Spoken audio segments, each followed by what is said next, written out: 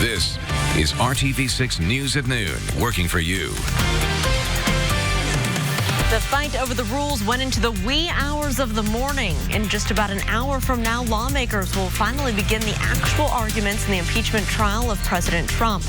The House impeachment managers will have a total of 24 hours to make their case as to why the president abused his office. ABC's Elizabeth Hurd joins us live at the Capitol in Washington with more on what we can expect. Elizabeth. Good afternoon. Under the new rules, Democratic prosecutors and President Trump's lawyers will now each get 3 days to make their case. Up first, the Democrats. The impeachment trial will resume today with opening statements. The Senate had a long but crucial debate over the rules of the trial last night. The ground rules are set after Republicans, for now, voted down Democrats' demands to see the documents and witnesses blocked from the House impeachment hearings.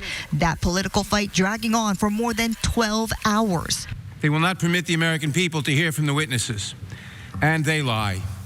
And lie and lie and lie. The only one who should be embarrassed, Mr. Nadler, is you. It grew so heated, Chief Justice John Roberts, who is presiding over the trial, stepped in to reprimand both sides. I think it is appropriate at this point for me to admonish both the House managers and the President's counsel in equal terms to remember that they are addressing the world's greatest deliberative body. Democrats offered one amendment after another. The amendment is tabled. The amendment is tabled. The amendment is tabled. All 11 failed. But many moderate Republicans, like Senator Susan Collins, did push for changes to the rules, and Senate Majority Leader Mitch McConnell, trying to keep his party united, made last-minute revisions, allowing existing evidence to be admitted and giving 3 days instead of 2 for opening statements. President Trump says so far his lawyers are doing a very good job. But as far as witnesses are concerned, he says he wants them to be called, but he'll leave that up to the Senate to decide. Live on Capitol Hill, I'm Elizabeth Hurd, ABC News. Back to you.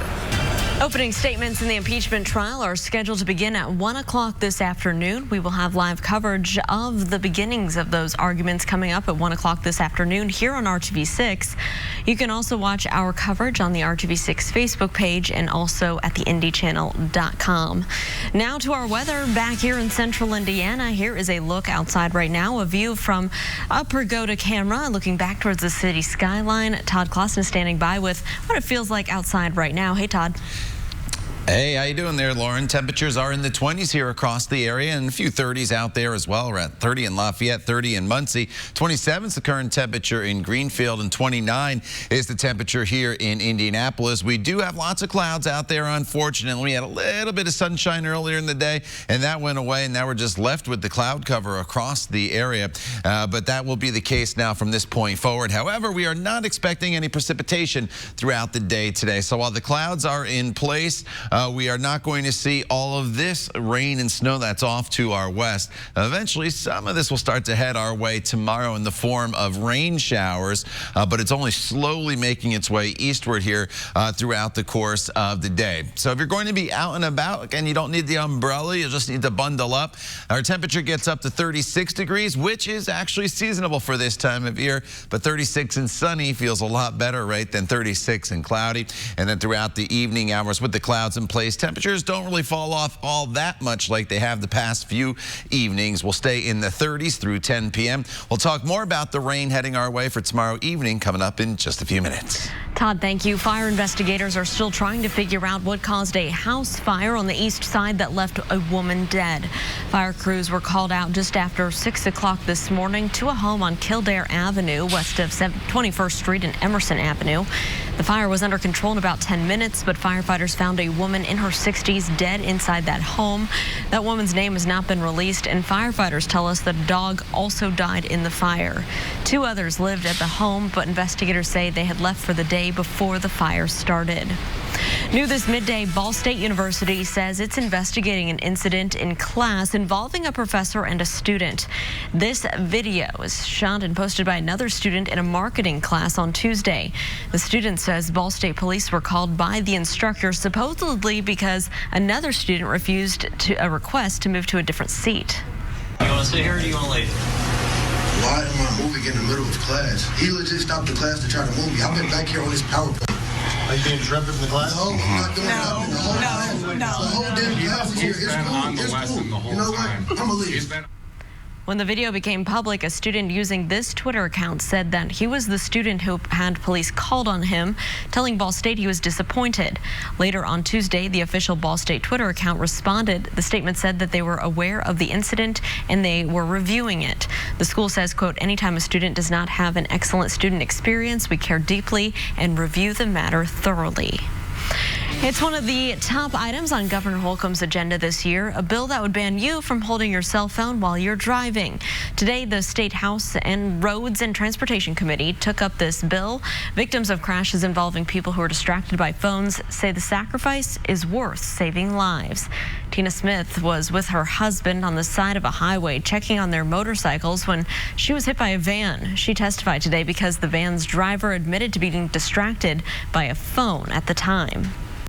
Unfortunately, this lady got off scot-free. No ticket. Even though she admitted it to the police, I looked at a phone. Coming across 2 lanes of traffic is not looking at a phone for a second. Well, the bill was approved by committee unanimously, sending it to the full House. 21 other states already have hands-free driving laws on the books. Well, here was one of the driving forces behind the troupe that changed sketch comedy. Coming up, a farewell to a legend whose body of work will be quoted and laughed at for a very long time. And he's here, and he is very adorable. Next, we'll get to meet this pup for the very first time in person. He's just a little baby, but he's going to have a very big job just a few months from now. Todd? And Lauren, it's a dry day for us here across central Indiana, but unfortunately, more rain is on the way for us as we go forward in this forecast. The storm system is off to our west right now. It'll be heading in our direction starting tomorrow. We'll talk more about it coming up in your Storm Team 6 forecast. You're watching the news at noon right here on RTV6. Crossover event tomorrow on ABC. All right, some exciting news from Butler University today, and here it is. If you haven't got to see him yet in person, this is going to be the next Bulldog mascot. Say hello to Blue. Butler Blue 4 is his official name, and he is in waiting after Tripp officially retires from duties. Eric Krause is with us here, and he's the official handler of Blue. Thanks, you guys, for being here. Absolutely. He's so sweet and a little sleepy. A little bit. He's had a big day. Yeah, this is a big day for a little pup. Talk to me a little bit about Blue. Well, he is a 12-week-old English Bulldog male, and basically, this is what you got. He is a loving, cute, snuggly little pup who's ready for some action. He is going to spend the next few months training under Uncle Tripp, learning what it takes to be the next Butler University mascot. Okay, and how do you guys go about finding the perfect mascot? It's a big role to fill and a big thing for the university. It is, and we lean pretty heavily on our vet, Dr. Kurt Phillips, to help us go through litters, go through breeders to make sure lineages and all health concerns are taken care of. And after we find a good litter, when we find a couple pups, then a lot of it's temperament and just physical attributes. And once we found this guy, it was a no-brainer. Okay, well, it looks like he might be falling asleep on us right now. No, yeah, he's out. Yeah, he's snoring if you guys can't hear him yet. So what kinds of things will he have to do to kind of fully step into that role? Sure, a lot of it's on-the-job training and just socialization, getting him used to a ton of different situations, including being in Hinkle with loud music and lights, and around basketballs and kids and people. So we've already started that, and he's met quite the group of people, met a lot of dogs, and just getting him used to as many things as possible. Okay, and a pretty good life, I assume. Yes, being the official mascot. He's going to be spoiled rotten. Very cool. So when can folks, meet him, the public? When can they do all that? So he'll be making his first public debut Friday night at 9 p.m. at Hinkle Fieldhouse. Okay. He'll have a little ceremony pre-game, and we'll raise him up to the crowd. All right. Well, you guys are having an awesome season this year, so a great time to stop by. Absolutely. Our boys are working hard, and so we're just hoping this just adds a little fuel to the fire. All right, Blue. Well, we know when you wake up, you're going to be working hard, becoming the new mascot. You guys, thanks so much for stopping by today. For having us. Congratulations. We'll be right back after this short break. RTV6 is working for you. Now you listen here. He's not the Messiah. He's a very naughty boy. Well, spam, egg, sausage and spam. There's not got much spam in it. I don't want any spam.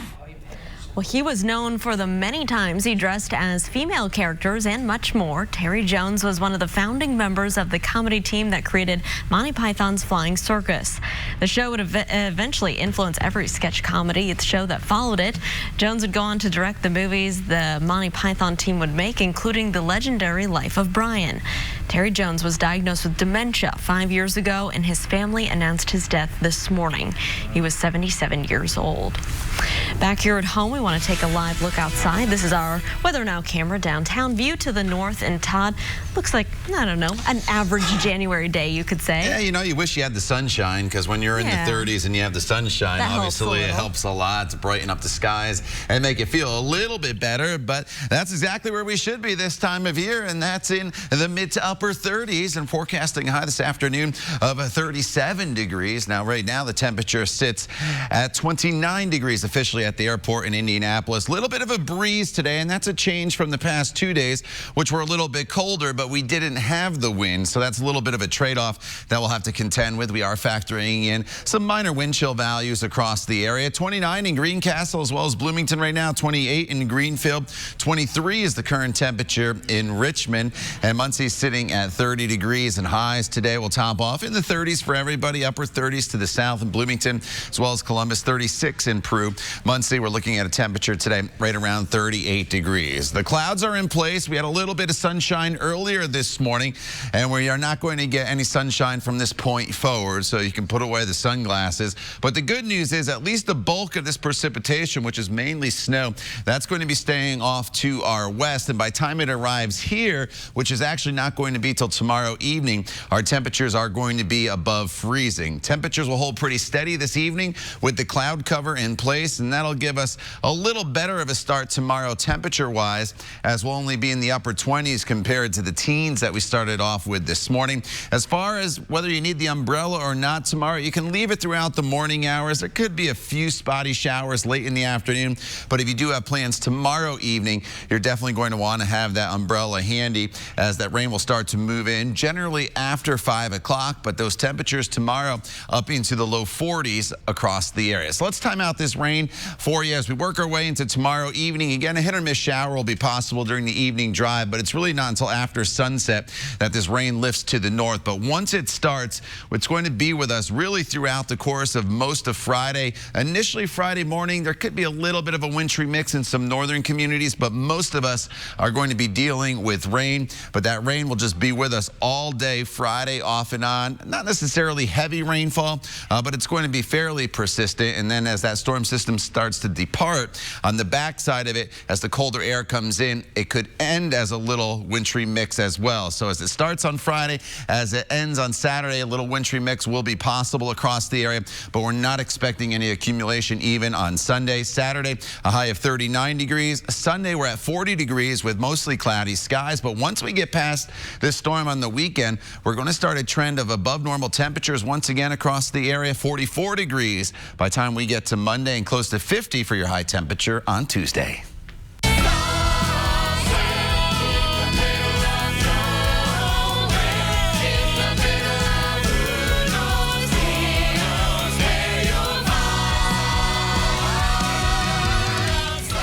Broadway hit was based on a rather remarkable story. It's based on one of the worst events in history, and how people who were forced to be together not only learned to get along, but also developed lifelong friendships. The Tony Award-winning Come From Away is playing the rest of this week at Clues Hall. Two of the stars of the show are with us here on the news at noon. Kevin Carolyn and Claude Elliott. Guys, thanks so much for being with us. Thanks for having us. Okay, so talk to me a little bit about the premise behind the show. I didn't know what it was about, and we looked into it. It's pretty interesting, something you wouldn't think about. Fascinating story. Yeah. That a true story that on September 11th, the American airspace had to be completely cleared of all planes. So there is an airport in Newfoundland, in Gander, that took 38 planes on September 11th when they had to clear the airspace, and carrying 7,000 people, landing in a town of 9,000. And they had to put them somewhere. That's great. I mean, something we never think about. I think when we think about September 11th, we think about what we were doing here. What do your characters go through in this show? Well, I guess the characters are playing out what really happened in Gander over the 5 days. It's impossible to do what happened in 111 minutes or something, because there's hundreds and hundreds of stories that has never been told of what happened. You can imagine with all those people, we had people staying in people's homes, we had people everywhere, the whole community was involved. So to do a musical and give it, 111 minutes or something to the characters, and they played different characters. They're switching from character to character. Right. For instance, I play several characters, including a character that's based on the gentleman next to me. Right. I get to play Claude every night.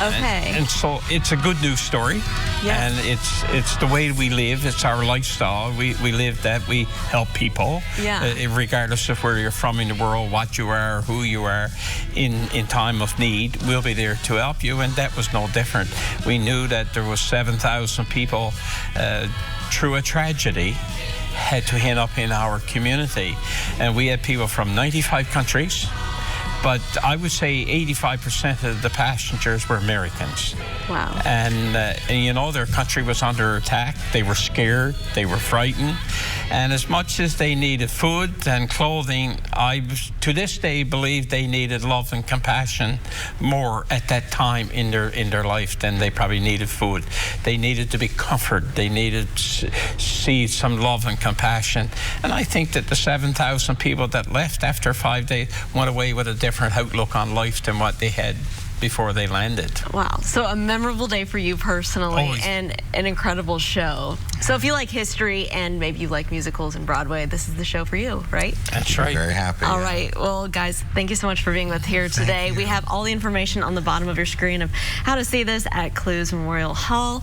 Thanks for being with us. We'll be right back after this short break. And Keller, right now. This is RTV6 News at Noon, working for you. I'm Ted Rowlands. Today on Court TV, more than 2 years after the first allegations surfaced, Harvey Weinstein's sexual assault trial gets underway in New York. A jury of 7 men and 5 women will decide Weinstein's fate. While 2 accusers are at the center of the case, a total of 6 women will be allowed to come into court to tell their stories of alleged sexual abuse. Court TV has a team of lawyers and journalists covering the trial gavel to gavel. We also have our eyes on a trial in Pensacola, Florida. 63-year-old Donald Hartung is accused of killing his mother and 2 half-brothers. Prosecutors allege that Hartung killed his family because he had been written out of his mother's will. His mother left everything to his 2 brothers, John and Richard. She specifically excluded him from her will. And what you will see during the course of this trial through evidence is that for him to get anything, they all 3 had to die.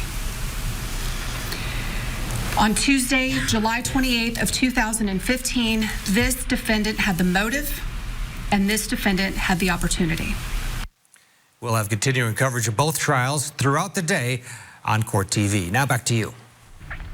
Well, you can learn more about other court cases happening around the nation right now by visiting courttv.com. Let's get one final check of our forecast, Todd. Lots of clouds here this afternoon, Lauren. Temperatures right now are sitting in the upper 20s. You get up to about 37 tomorrow. Lots of clouds as well, low 40s, except tomorrow evening. Look for rain to develop. It's mixed to rain on Friday. Little to no issues with the wintry mix. And then a warming trend is finally heading our way next week. All right, Todd, thank you so much. And thank you for joining us and making RTV6 your choice for news. Come back here and join us for the news at 5 o'clock. We hope you have a great Wednesday afternoon.